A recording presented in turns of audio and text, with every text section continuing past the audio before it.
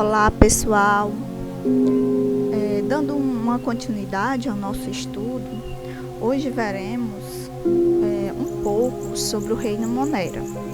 O reino Monera está incluído principalmente as bactérias, as eubactérias e as arqueobactérias.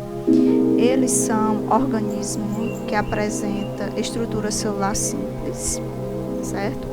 E são aqueles organismos que podem viver em ambientes extremos.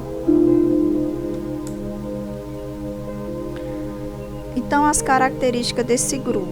Esse grupo, o reino Monera, ele é composto pelas bactérias, as cianobactérias e as arqueobactérias. Que essas arqueobactérias também são conhecidas por árqueas. Todos os seres, as bactérias, cianobactérias e as arqueobactérias são muito simples, possuem a sua organização celular muito simples. São também conhecidos por unicelulares, pois apresentam apenas uma única célula. E o tipo da célula é tipo procariótica, aquela célula sem núcleo diferenciado. Aquelas células que apresentam sua estrutura mais simples. São seres microscópicos, são geralmente menores que 8 micômetros, ou seja, 0,01 micômetro, ou seja, são seres que a gente só pode visualizar no microscópio. A classificação atual dos moneras tem se baseado na sequência de nucleotídeo, ou seja, do DNA, do RNA ribossômico, que é o material que constitui os ribossomos, as organelas responsáveis pela síntese proteica, ou seja, como são organismos muito simples, então não vai ter lá aquele núcleo delimitado por membrana, onde vai conter o DNA, certo? O RNA, como as células de animais e plantas, então ele vai ter apenas o seu RNA ribossômico, e eles são classificados de acordo com a sequência desse RNA. Que esse RNA ele é responsável pela síntese de proteínas. Está aqui uma estrutura de uma bactéria. Vejamos que é uma célula simples do tipo procariótica, onde vai conter os ribossomos, que são essas pequenas estruturinhas, os plasmídios, o citoplasma, essa parte aqui em azul, DNA circular, que esse DNA ele vai estar disperso no citoplasma, ele não vai estar junto com o núcleo como os demais seres vivos, mais complexo.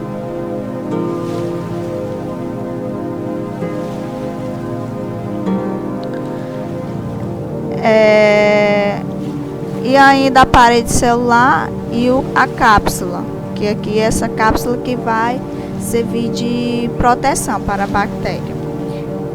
Essa bactéria aqui, ela possui flagelos, mas nem todas as bactérias vai possuir esse flagelo, tá certo? Aqui é a estrutura de uma bactéria e vocês podem prestar atenção que é uma célula simples. As características. O grupo das arqueobactérias são aquelas bactérias, que são desfavoráveis à vida. Quando a gente fala desfavoráveis à vida, é porque elas são encontradas em ambientes inóspitos, que qualquer outro organismo não conseguiria sobreviver, como fontes termais. Fontes termais são aqueles locais lá nos oceanos, nas profundezas dos oceanos, que são quentes. Lodo de pântano, ambientes de alta acidez ou salinidade, seja com bastante ácido ou com bastante sal. Embora existam algumas espécies de árqueo que não habitam esses locais, que são condições extremas. Eles vão habitar também em outros locais que pode ser encontrado em qualquer outro seres vivos. E as eubactérias inclui as bactérias e as cianobactérias, que a gente vai ver bem detalhado. Então, as arqueobactérias, elas podem ser encontradas em temperatura elevada, né, no caso das fontes termais. Pode ser encontrada também nas proximidades de vulcões. Nesses locais, pessoal, há pouco oxigênio e o nível de acidez é muito alto.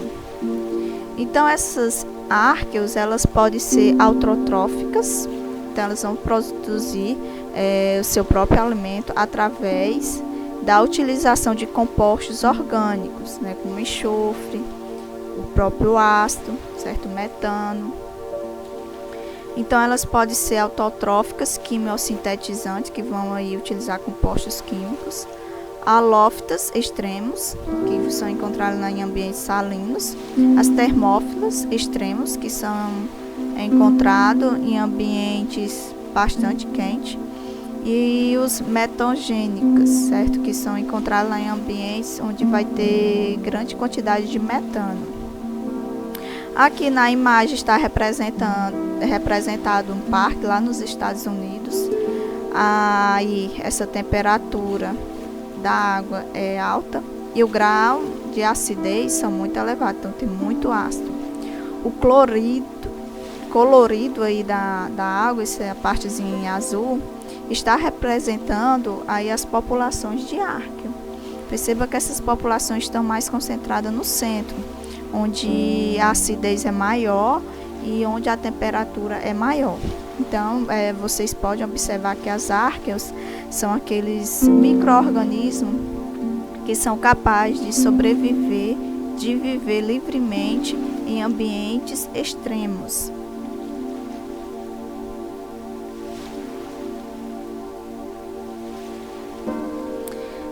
Algumas espécies são conhecidas como metagênicas, né, como eu falei.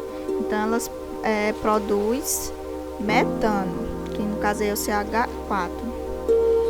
Geralmente são encontrados em pântanos, brejos, sedimentos marinhos, esgoto e no intestino de animais que digerem celulose, como nos bois e cupins. Então elas não vão ser só encontradas no ambiente, né, em ambientes extremos, também vão ser encontradas no trato digestivo dos animais. E a gente sabe que no trato digestivo dos animais é muito ácido, né? Nosso estômago é muito ácido. Então elas conseguem sobreviver nesses ambientes. Essa lagoa está representando aí alta concentração de sal na África. Essa cor rosada, né, vermelha, é característica da presença das arqueobactérias. Outro exemplo aqui, ó, veja aí, altas temperaturas, a gente pode ver nessa imagem aqui de baixo a fumaçazinha saindo. Isso significa que é um ambiente extremo, com alta temperatura. E aqui, ó, a presença de árqueo nessa partezinha aí verde. Significa que aí, né, tem presença aí de acidez. E as árqueas conseguem sobreviver nesses ambientes. Então, acredita-se que durante o surgimento dos primeiros seres vivos, como a atmosfera primitiva, né, o planeta Terra não era composto por oxigênio nem gás carbônico, era um ambiente extremo, um ambiente inóspito. Então, alguns cientistas acreditam que os primeiros seres vivos a surgir nesses ambientes seriam as árqueas, ou então um organismo parecido com a árquea, porque até então não teria oxigênio, e já que esses organismos ele conseguem sobreviver sem a presença de oxigênio. Então são micro-organismos que pode sobreviver naquela atmosfera primitiva. E outro grupo do reino Monera são as eubactérias, que dentro desse grupo estão inseridas as cianobactérias e as bactérias. As cianobactérias, elas são autotróficas, ou seja, produzem seu próprio alimento. As cianobactérias, elas apresentam clorofila e por esse motivo elas realizam fotossíntese, que é um processo semelhante ao das plantas. Então, ela retira o gás oxigênio do ambiente e devolve para o ambiente o gás carbônico, tá certo? Aí na realização da fotossíntese, como as plantas. E já as bactérias são seres unicelulares procarióticos. Dentro das bactérias, a gente vai encontrar organismo que vive no trato digestivo, na nossa pele, no ar, certo? No ambiente, realizando a decomposição. E essas cianobactérias geralmente são encontradas em água doce e em água salgada. Aqui são exemplos das cianobactérias, que elas eram conhecidas como algas azuis, certo? Porque elas apresentam esse pigmento azulado. Diferente das algas, as cianobactérias são procarióticas, algas lá dos oceanos. E elas são bem menores, né? E seus pigmentos não estão contidos em organela, como das algas. Aqui são exemplos da estrutura interna de uma cianobactéria. Aqui é uma cianobactéria, vocês podem perceber aqui os citoplasmas, as lâminas e a parede celular. Já as bactérias, ela possui parede celular e é formada por carboidrato protídeo, que vai dar proteção à bactéria. Quanto à forma dessas bactérias, ela pode ser cilíndrica, espiraladas ou helicoidais. Então, ele tem vários formatos de bactérias, como por exemplo, cocos, está aqui, tá certo? São geralmente esféricas. Temos aqui os bacilos, que é pequeno, os bastões, e tem vários flagelos. Temos os espirilos, que é tipo forma de espiral, o formato dela. E dentro desse grupo, gente, é porque a gente não vai ver detalhadamente. Tem várias espécies de bactéria. São também de filamentos longos, como as espiroquetas. Está aqui a imagem da espiroqueta.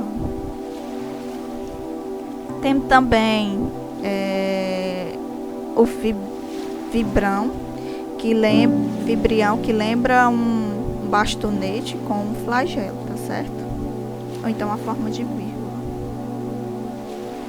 O metabolismo das bactérias. Então, as bactérias, elas são heterotróficas. E como são heterotróficas, elas vão aí fazer a fermentação, que no caso a fermentação é respiração aeróbica na presença de oxigênio. E já a respiração anaeróbica, ele vai acontecer na ausência de oxigênio. Ou seja, as bactérias, elas vão fazer a respiração aeróbica, que é a presença de oxigênio, tem que ter oxigênio, né? E já a respiração anaeróbica, ausência de oxigênio. Um exemplo desse tipo aqui seria as arqueas. Que as arqueas, ela realiza a respiração anaeróbica, sem a presença de oxigênio. Então, elas podem ser autotróficas, como as quimiosintetizantes, que elas vão utilizar compostos orgânicos, tá? Mas como enxofre, quando ela utiliza enxofre, esse grupo de bactérias são chamadas de sulfobactérias. Quando ela utiliza o ferro para o seu metabolismo, elas são conhecidas por ferrobactérias. E quando ela utiliza nitrogênio, são chamadas de nitrobactérias. Um exemplo dessas bactérias que utilizam nitrogênio são aquelas bactérias que são encontradas nas raízes das plantas.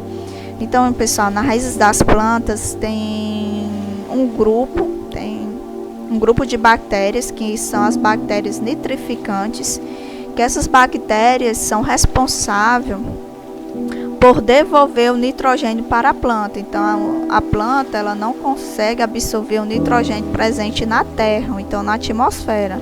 Então, as bactérias nitrificantes realizam essa conversão de nitrogênio para, tipo a quebra do nitrogênio em moléculas menores, para que a planta consiga absorver. E temos as bactérias fotossintetizantes, que no caso são as cianobactérias, que realizam fotossíntese. Então, as bactérias, elas não são só aqueles organismos que causam doenças, que a gente vai ver em outro momento, as bactérias que causam doenças. Mas também elas são aquelas bactérias que são encontradas no ambiente, como a gente viu, até para fazer a decomposição, certo, da matéria orgânica, no corpo dos seres vivos e também sobre os alimentos. E também tem algumas bactérias que são utilizadas aí como medicamento, tá certo? E também são utilizados aí na agricultura.